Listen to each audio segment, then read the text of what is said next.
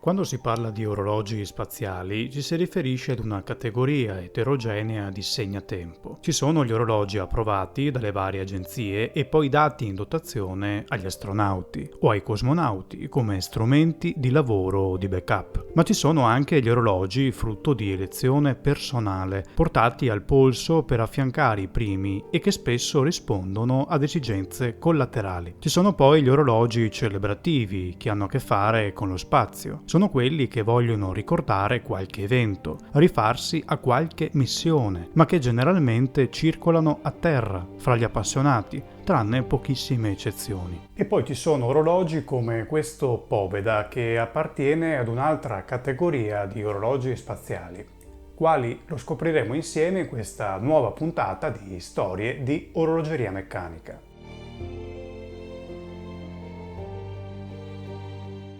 Nel 1936 due esigenze finiscono per incontrarsi. Da una parte quella di una casa francese, la Lipp, fondata nel 1867 da Emanuel Lippmann, che per far fronte a costi di gestione sempre più ingenti a causa della sua repentina espansione ha bisogno di fondi. Dall'altra quella dell'Unione Sovietica, che per continuare a migliorare ed ampliare la sua industria orologera manifesta la necessità di mettere le mani su tecnologie più moderne ed affidabili per produrre nuovi calibri. Frederick Lippmann, nipote del fondatore di Lipp e suo direttore tecnico, firma così un accordo commerciale con l'URSS. Come conseguenza, ingegneri della rinomata Maison iniziano ad aiutare nella nuova installazione della fabbrica di Penza, formando anche i colleghi sovietici per renderli autonomi nella realizzazione di movimenti derivati. L'accordo prevedeva di acquistare dapprima da parte dell'Unione Sovietica componentistica, materiali e poi la tecnologia alla base della progettazione e della produzione dei movimenti. Nello specifico, uno dei movimenti che viene scelto per lavorarci sopra è l'R26, in quanto riuniva tre delle caratteristiche ricercate dai sovietici. Era poco costoso, affidabile, ma soprattutto facile da produrre e da mantenere nel tempo. Con la guerra però tutto si ferma e bisogna attendere la fine del 1944 per vedere ultimato il progetto. Un movimento denominato K26, la cui produzione inizierà poi nel corso del 1945 nella fabbrica di Penza. Questo movimento viene alloggiato negli orologi marchiati Poveda Vittoria, nome che si dice sia stato voluto da Stalin per celebrare la fine della Seconda Guerra Mondiale. Inizialmente nel 1945 viene prodotto solo dalla fabbrica già menzionata, ma dal 1946 anche la prima fabbrica di Mosca e la Pedrovorez mettono in marcia i loro macchinari per dargli forma. A partire dagli anni 50 si cimenteranno in questa produzione anche i centri di Chistopol, la seconda fabbrica di Mosca e la ZIM, quest'ultima addirittura fino al 2004. Va da sé dunque che questo calibro, ben presto noto anche con la sigla 2602, riceverà varie denominazioni a seconda del sito di fabbricazione e con queste alcune lievi modifiche, sebbene l'architettura di base rimanga pressoché invariata. Ovviamente questo è un cronogramma indicativo che andrebbe approfondito meglio. L'importante è sapere che ben 6 fabbriche diverse hanno prodotto questo calibro nel corso della sua storia. Quello che vedete in queste immagini, ad esempio, è un movimento prodotto dalla fabbrica di Chistopol, databile agli anni 50. Indicativi al riguardo sono le lavorazioni dei ponti a Quai de Genève, l'assenza di sistema antiurto e soprattutto la presenza di viti di compensazione sul volantino del bilanciere. Tra le sue caratteristiche tecniche sono da ricordare la presenza di una spirale di tipo Breguet e una frequenza di oscillazione di 18.000 alternanze ora. Tra i primi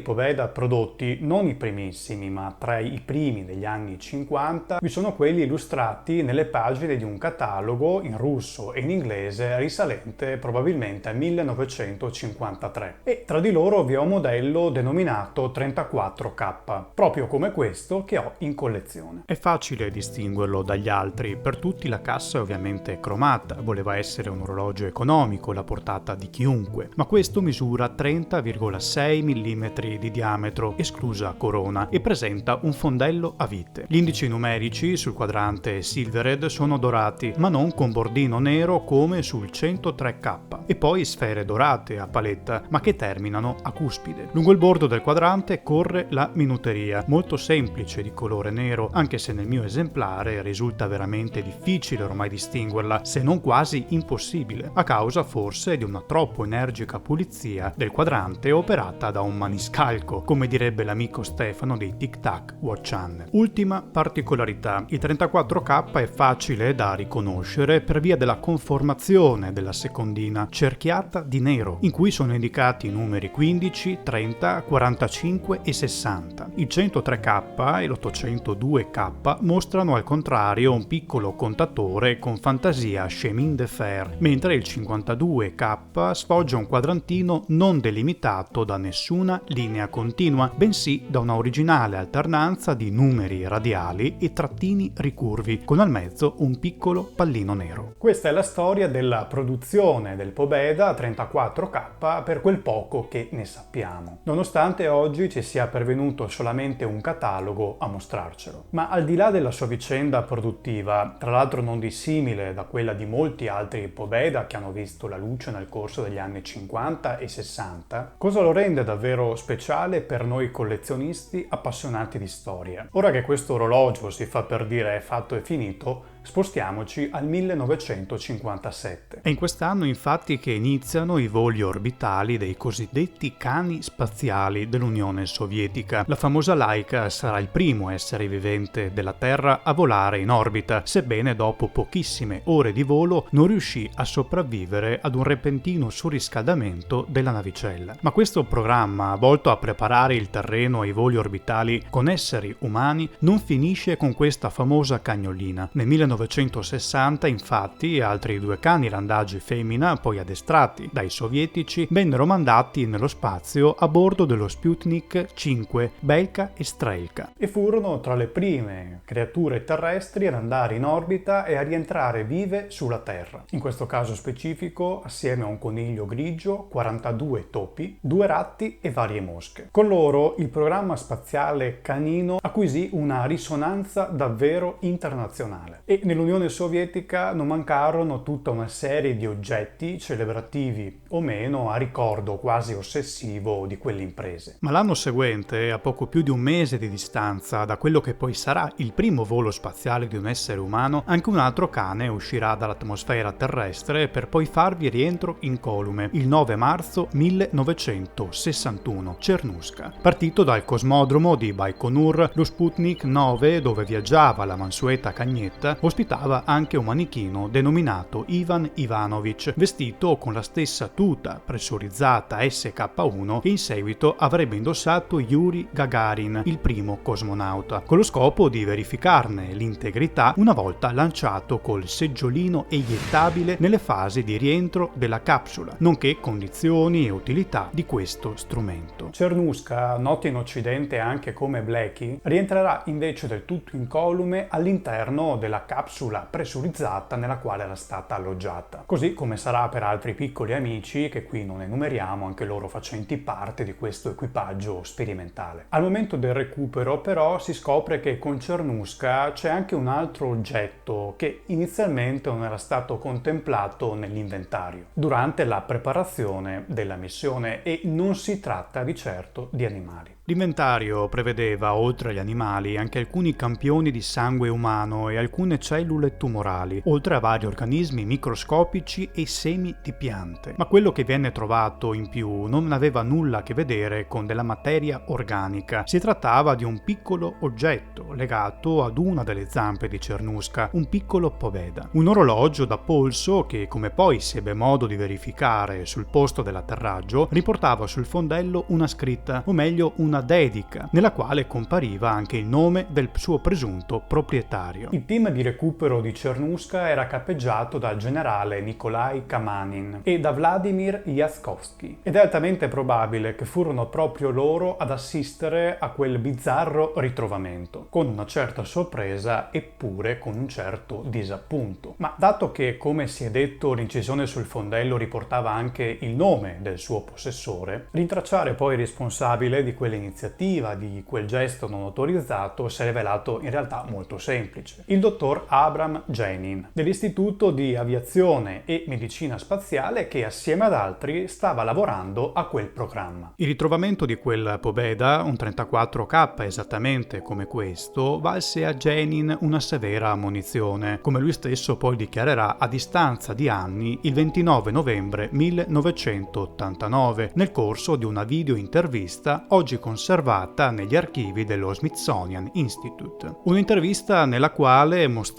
chiaramente alle telecamere, Jenin toglierà ogni dubbio sul modello di quel piccolo orologio sovietico, delle cui caratteristiche anche estetiche abbiamo già parlato. Ed è proprio in quella occasione che si apprende del primo orologio spaziale della storia, almeno per quanto oggi ne sappiamo, spodestando il primato allora detenuto dallo Sturmansky di Yuri Gagarin. D'accordo, l'orologio era allacciato ad una delle zampe di Cernusca, ma perché è stato fatto? È sempre Jenin a rivelarlo nel corso della famosa intervista. A noi il compito di credervi o meno. Nulla a che vedere con la curiosità di verificare la resistenza di quel segnatempo nello spazio, ma solo la speranza che questo oggetto facesse perdere per sempre le sue tracce, assieme ovviamente alla cagnetta e sempre nell'eventualità di un fallimento della missione. Dalle parole di Jenin si apprende infatti che quell'orologio, avuto in regalo dal suo comandante in occasione della sua diplomatura all'Accademia Militare, lo aveva stancato, divenendo pertanto il bersaglio di vari maltrattamenti, cadute volontarie e sessioni di nuoto forzate, nel tentativo di metterlo fuori uso, e forse solo così giustificarne il rifiuto, una volta non più funzionante. Tutti i tentativi però rivelatisi fallimentari e rimaneva solo spedirlo nello spazio. Forse lo credeva poco adatto alla sua statura professionale, essendo un semplice solotempo? È solo una congettura. Orologi approvati e dati in dotazione a cosmonauti o astronauti, orologi personali usati per lavori di vario tipo durante le missioni spaziali, orologi celebrativi di qualche impresa fra le stelle. In merito a quest'ultima categoria il Pobeda 34K potrebbe anche diventarlo, ma per il resto si tratta di un orologio davvero unico nella famiglia dei segnatempo spaziali. È infatti il primo orologio ad essere andato nello spazio, ma anche il primo ed unico orologio spaziale ad averlo fatto attaccato alla zampa di un cane e non al polso di un essere umano. Ma è stato anche il primo orologio spaziale non autorizzato della storia. Insomma, ci sono così tanti primati e curiosità che lo riguardano che a mio avviso non può di certo mancare in una collezione di orologi spaziali che si rispetti. Ci sono storie che vi raccontano tutti, per il resto c'è solo storie di orologeria meccanica, e di questo Pobeda, mi raccomando, abbiatene cura.